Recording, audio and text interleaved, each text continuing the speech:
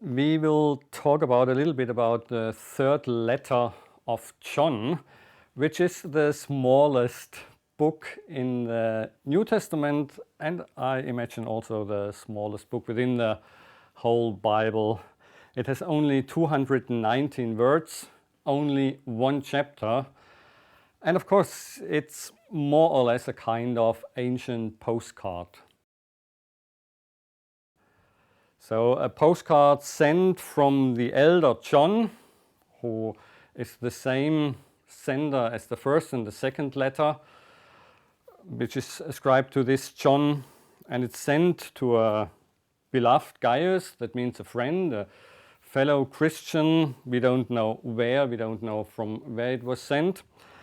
And it's addressing, like often in postcards, a kind of minor detail within the life of the community.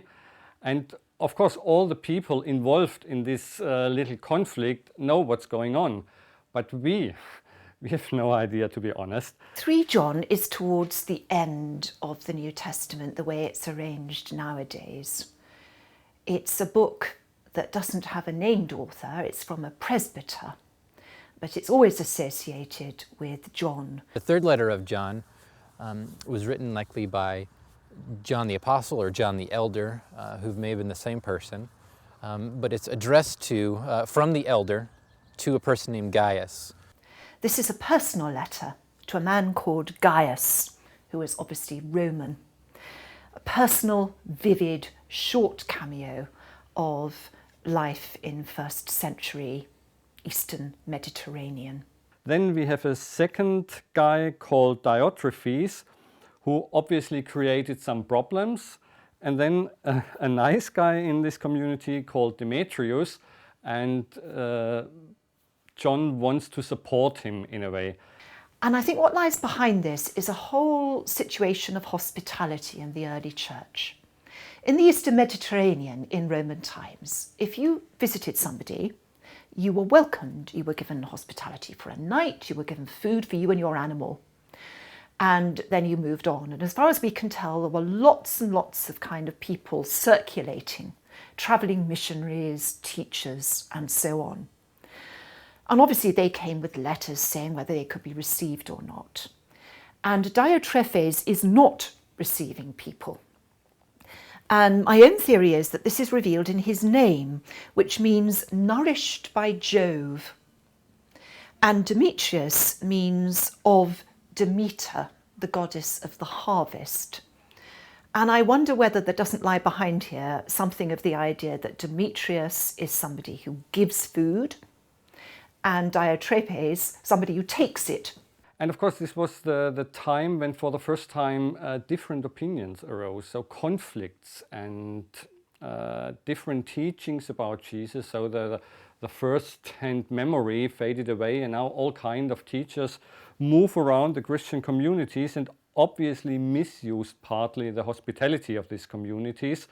It's very, very short. It's just 3 paragraphs, and you might wonder how it got in.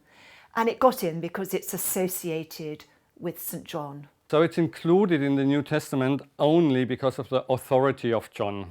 So with this, John is connected the Gospel of John, the Revelation of John, the first letter of John, which is a more substantial piece of writing. And this little letter gets along with it. It was probably written on papyrus, in ink, very cheap, quick letter, and it has all the conventional ways of a Christian letter. I have much to write to you, but I would rather not write with pen and ink. I hope to see you face to face. 3 John ends really quickly. It's the shortest book in the entire of the Bible as far as word count is concerned. It's really brief, and it's because the author he wants to come and see them. He doesn't just want to write a letter, but because he knows there's something going on in the meantime, he decides he needs to address it. And to give you an idea of this ancient postcard, this is also a kind of letter written on a papyrus from the year 100, early 2nd century AD. That means a little bit later than our letter of John.